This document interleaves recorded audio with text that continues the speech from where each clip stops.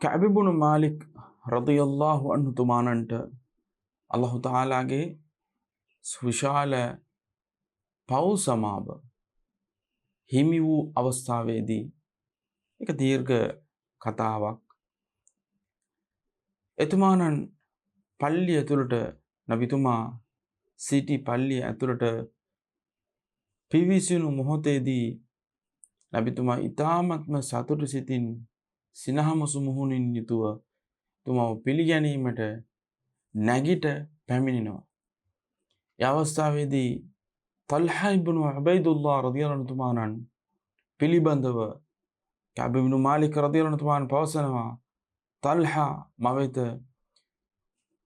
වේගින් ඇවිදින් මට මුසාෆහා කළා, අතට අත දීලා මට සුබ පැතුවා යන පණිවිඩය. මේ හදීසය අබූ දාවුද් ග්‍රන්ථයේ 5212 වන හදීසෙ ලෙස වාර්තා වෙනවා.